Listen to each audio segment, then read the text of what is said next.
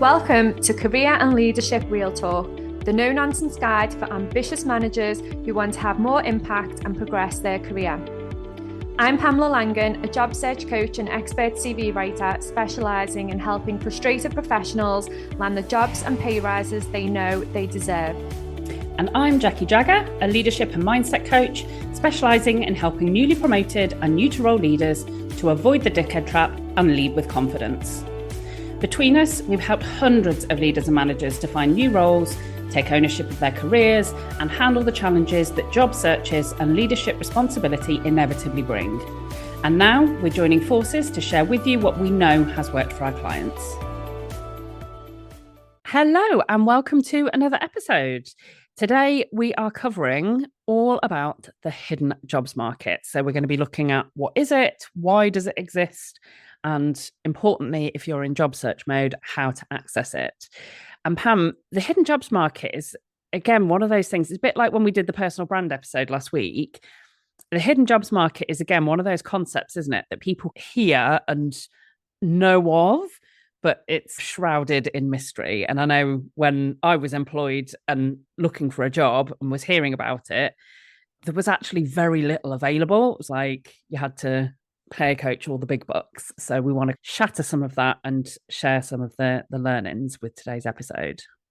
Yeah, it's always been thought of as some kind of secret society where you've got to pay somebody to get on the inside and figure out what it is, and loads of it on LinkedIn, loads of career coaches using it as a marketing tactic. Work with me and access the hidden jobs market. And it's not really that secret. It's all the stuff that we know about. And I absolutely love sharing with people what the hidden jobs market is. And it's just essentially the jobs that are not yet advertised. So the jobs that will be filled before they even get to the job boards, before they even get to the recruiters sometimes, because those jobs are filled through referrals, through conversations, through networking. It's not a secret society. It's just about being able to build connections in the background, to be able to articulate what it is that you're looking for, and for people to provide those introductions, and for you to put yourself in the position where you are getting those introductions. So much to unpack as we go through this episode, and it's one that I'm really looking forward to and wish that I'd had about 15 years ago. So when you talk about what it is, then, is the hidden jobs market solely those ones that are not advertised, or do you include some of that aspect of actually they might be advertised, but there's still priority given to candidates who have accessed them a certain way, as opposed to just being one of however many people who've clicked apply? Yeah, that is definitely one part of it, because there will be some roles that do get advertised as part of a box ticking exercise because it's part of the company policy. But actually, there might already be a really strong candidate waiting in the wings that was always going to get that job because somebody else referred them, or they were able to contact the hiring manager directly and have those conversations with them, even meet up with them, and basically secure that job role and know that it was theirs before the whole recruitment process is finalized, really.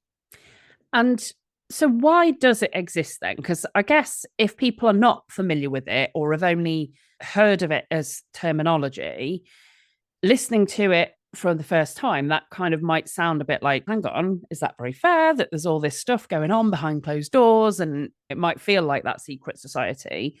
So why does the hidden jobs market exist? Why is it such a big thing? So there's probably three main reasons why it exists. And the first one would be from a confidentiality point of view. So some companies, especially at a more senior level or in sensitive situations, there may be redundancies coming up and things like that. Companies might want to just avoid any form of disruption within their organization, or to prevent competitors from swooping in and poaching their really good people. So sometimes the recruitment will go on in the background and it'll be on a very confidential basis. It might involve headhunters, or it could involve the hiring managers actually going out and using things like LinkedIn Recruiter to really pinpoint candidates and get in touch with them and invite them for conversations, which again, linking back into personal brand, is so important that you've got yours nailed so that you are easy to find on platforms like LinkedIn, that you're clearly demonstrating what you can bring to the table. And then I think the second thing is going to be the cost and time efficiency, because advertising can be super expensive. So if you can fill vacancies through referrals from your already great people, like why wouldn't you want to do that? And how do their great people find out that you're looking for a job role? Because you are telling as many people as you can that you're in the market, that you're looking for a new role, people that you meet, people that you've worked with in the past, networking events that you might go to, or things that you might be involved with within your industry. These are all good ways of letting people know what you can deliver, even if you can't actively tell them that you're looking for a job right now. It's more about just letting them know what you deliver, because I guarantee if you're telling people what you can deliver, if they need that skill set in their business, then they're going to come knocking at your door, even if you can't put it out publicly that you are looking for a new role at that point in time. And it's interesting, as I listen to you describing those two, there's probably almost like the flip side, isn't there, of the coin. So one is from a company perspective, there is a need to have confidentiality. There are times, like you say, particularly with senior roles or where there are changes, where somebody maybe is on a performance plan and they want to be able to recruit, but actually you can't publicly advertise that as an opportunity because there is still somebody in that role. So from a company perspective, that can then be confidential. But then the flip side of that is actually where the company is very explicit about needing or wanting somebody. But from a candidate perspective, you may not be overtly looking for a job. So there are both things that I'm hearing there as to reasons why actually, if somebody knows that you could be great fit for this, but you haven't gone out there and said, I'm desperately looking for a role. If you are known for that thing, if you're known as somebody that's good, then that can create the opportunity where there is a name vacancy where someone can then connect you with that vacancy as well. Yeah, definitely. And the hidden jobs market can seem fairly complex, but in reality, when you break it down, like you've just said, that there's companies will have different needs. You might be in different situations where you can't always be out there looking for a role. So it does then just come down to how well you are networking. Ultimately, it is going to be about how well you are networking, where you're networking, who you're talking to, and how you are getting across what you deliver, what you can deliver, what you can bring to the table. I think that is the real key part of access in the hidden jobs market, is getting out there what you bring to the table. And I see people doing this in all different ways. You can talk at events, you can attend events and talk about the things that you've delivered. You can get involved in all different kinds of activities that show where you get the opportunity to talk about what you've delivered and what you've brought to the table and the great things that you're doing to drive your company forward.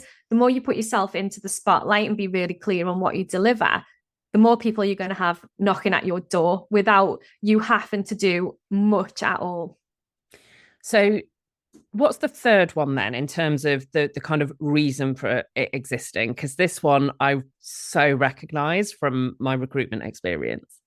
Yeah, so the third one is quality candidates. And we both know, don't we? Because we, as part of what we do with Catalyst, we run a recruit right program where we work with employers to help them recruit right, to get the most out of candidates at interviews, and to make the right choice when it comes to who they're going to hire and how that person's going to benefit the business. And I think we see it so often, don't we? You put a job ad out, you're not always guaranteed those quality candidates, but a lot of the time those quality candidates come through from referrals, from people either within your network, from people, within the company. It's always good if you are recruiting to ask or to put out some kinds of communication if you can, if it's obviously not on the confidential side, and say, these are the roles that we're recruiting for. Does anybody know anybody that has got this skill set, anybody that they would like to introduce us to or refer to us?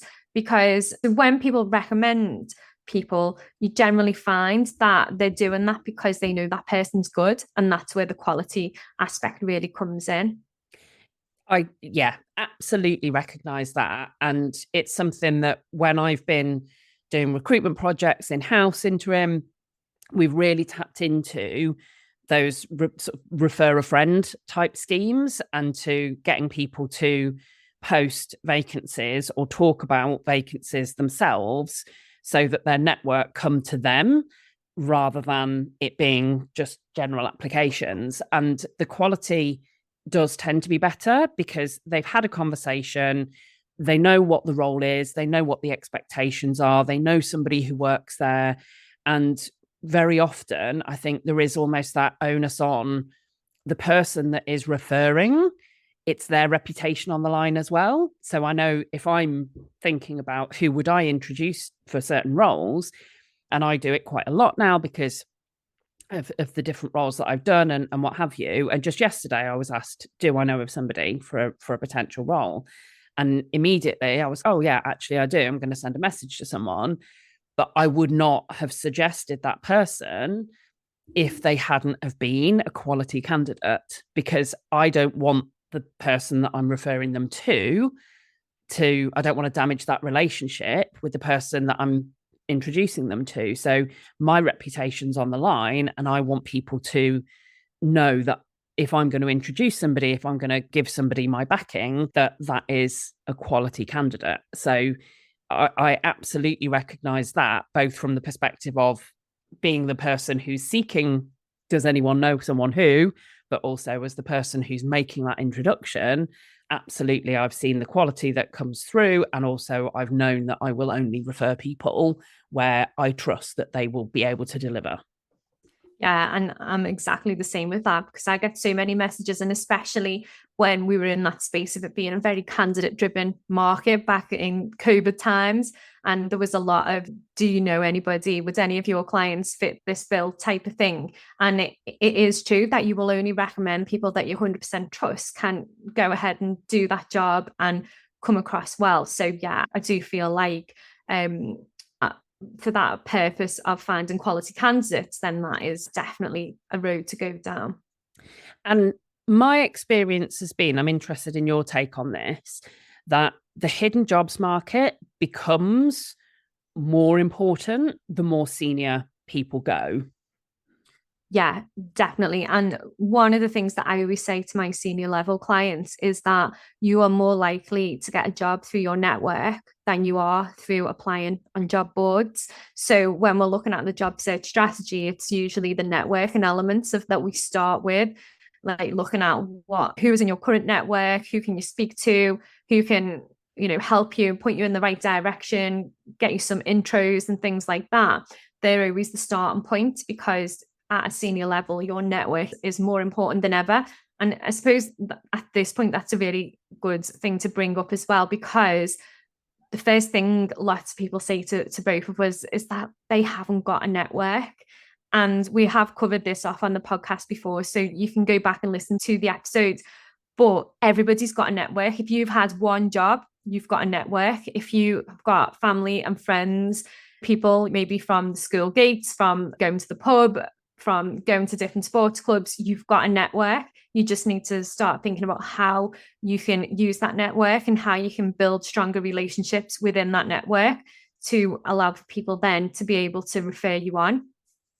Yeah, it is so important, isn't it? And I think it's interesting for me because as people, so I often work with people in the first 90 days when they've been promoted into a senior leadership role.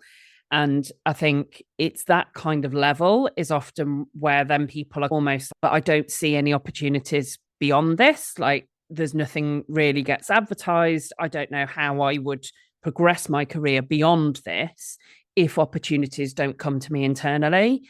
And I think this is the bit that I missed out on, was that awareness and understanding that the more senior you go, the less likely it is that you're just going to respond to a job ad or have a call from a recruiter.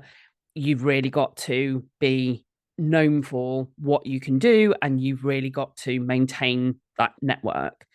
So what other tips then, if people are recognizing, okay, maybe the way that I've approached job search in the past with the bias towards recruiters or job applications might not serve me at the level that I'm now at, and I might need to get better at accessing the hidden jobs market.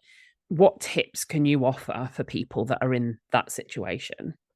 So I think the first thing is going to be to start reaching out to the different people that you've already got in your network. And sometimes I call them informational interviews. Sometimes I call them coffee chats. They're exactly the same. So what you want to do is just start having conversations with people. What you don't want to do is launch into that conversation with, I'm looking for a new job. So what have you got for me? Who can you introduce me to? And go in for the real hard sell. You want to ease into those relationships and ease into those conversations, find out about them, find out what they've been up to, and just have a really nice conversation about how you've both come to where you are today. And then once you've got that conversation flowing, then obviously then you can start talking about some of the things that you've delivered. Maybe depending on who you're talking to, you can share some real valuable insights and things that are going on within your industries or across industries or things that are coming up. And within those conversations, when you feel comfortable, you can start talking about what you might be looking for and just start extending those conversations out. So the last thing you want to do is when you're having those chats, especially if it's somebody you've not spoken to for a while, is to make them think you've only got in touch because you want something from them. This whole exercise is about relationship building and allowing people to know what you've been doing, what you've delivered, and what you're thinking you want to do next. Because then if they hear anything or they know anything's going on within their organization, then you're going to be front of mind for them. So that's probably one of the main things that I would do, reaching out to that network and almost waking that network up, I think is super important. And I think what we would say with this is don't leave it until you are really in need of a new role to start doing this. The ideal time to start doing this is probably a year before you're actually looking to make a move, maybe even longer. Ideally, like you say, focusing on the relationships and on maintaining those relationships and strengthening relationships and reconnecting with people who you've been connected with before. So in terms of timing, would you agree with that you want to do it a good kind of year ideally before you're actually looking to move role? Yeah, definitely, if not longer, because the longer you've been building those relationships, the stronger they're going to be. And although the hidden jobs market it's a job search it's part of the overall job search strategy, or it's part of your overall job search strategy. I think what you need to understand about it is it's actually quite a slow burn. Sometimes you can touch really lucky and you can have those conversations and there's a role there, or there's somebody that you can be introduced to straight away. But generally, in my experience, it's a slow burn, but it's a very important part of your strategy. And what it means is that the longer you can build your network up, then when you are actively putting yourself out there, the quicker you will get those introductions. But you need to build that strong foundation first of all. And who would you prioritize? So if people are listening to this and thinking, oof, I get the idea of it, but who the hell would I actually get in touch with and try and go and have a coffee chat with? If people haven't done it before, it can feel a bit weird. So who would you prioritize if you're suggesting that people are starting to do this for the first time? So I think what I would do personally, and I feel like I'm quite introverted, so sometimes networking can be quite not difficult so much now, but in the past, I would say it was difficult. What I would do is, and even if you feel like you're quite extroverted and you're ready to just jump in and have the conversations, I think the starting point really should always be maybe people who were in your peer group in previous roles, because that way then you can catch up with them, you can find out what's going on in their companies, in their industries, and sometimes those people that were in your peer groups in previous roles could actually be hiring managers in other companies. So I think in order to ease yourself into it, if you reach out to people that were of a similar level, people that maybe you were quite friendly with, or people that you could have a conversation with, that's going to help you ease into it. And I think one of the things that people find difficult as well about reaching out, having those conversations, is that because, as we mentioned earlier, they get so caught up in the day to day of their job and everything that they don't prioritize that time to build those connections and have those conversations. So if that's you, it's about thinking, okay, how important is this to me, and not putting it off and just getting those conversations in the diary, whether it's a phone call or whether it's a meetup in person or whatever it is, just starting to be really intentional about getting those catch ups in the diary.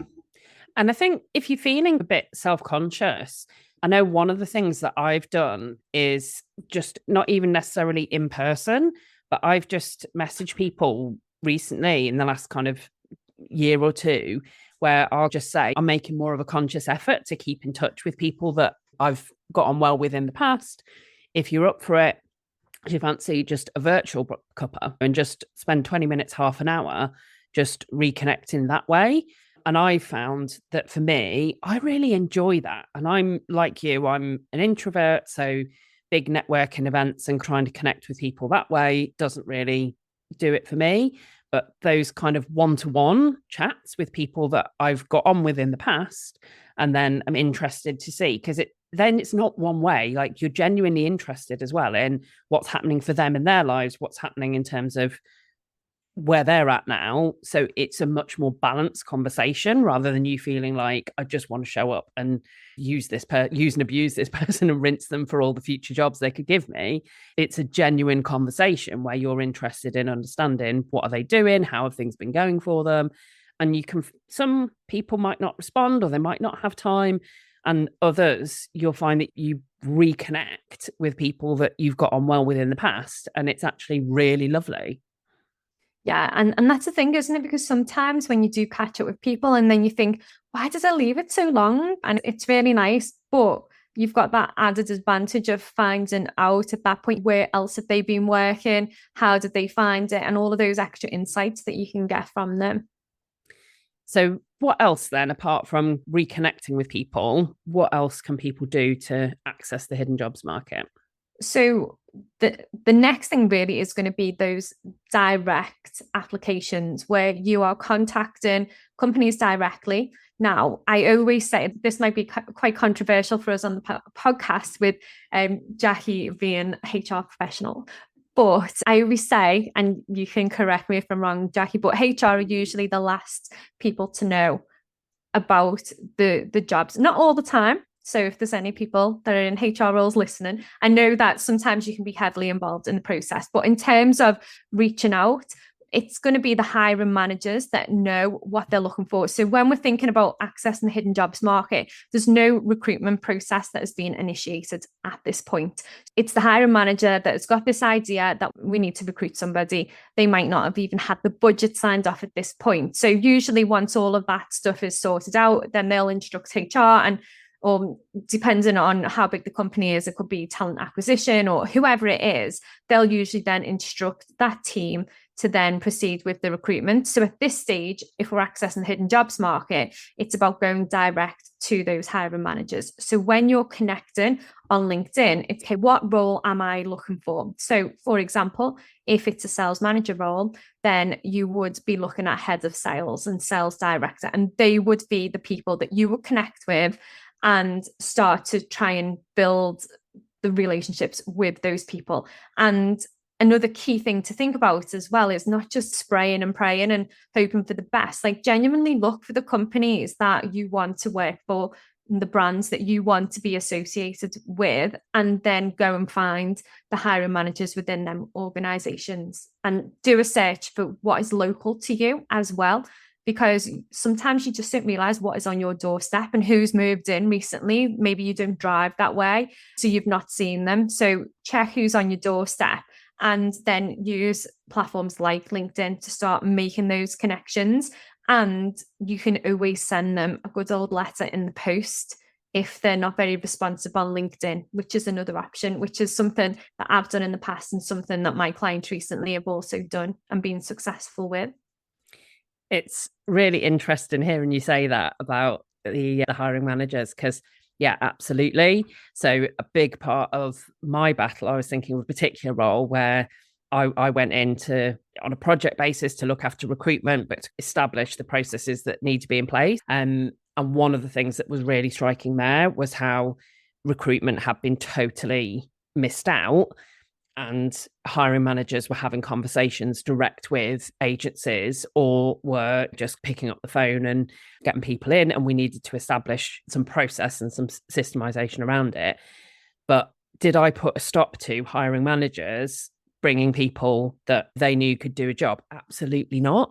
Because when you've got talent acquisition within a business, if that hiring manager has got somebody that they're happy with and that vacancy is going to be filled without it being lots of effort and lots of work for an internal recruitment team, that recruitment team generally is happy, as long as it doesn't mean that it's cost them a fortune. So my only issue with it was when hiring managers would speak directly to agencies and then be sending me CVs for somebody where agency terms hadn't been agreed, and there was all of the budget implications of that for my budget.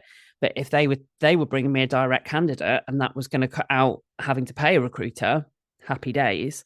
So yeah, would absolutely second that advice of it's the hiring managers who very often are the ones who, and like you say, there will be times when there's new roles being created. There might not be budget sign off. There might be somebody that's already in a role who is either moving on or where the roles might be changing and they can't do the role that they're going to be required to do.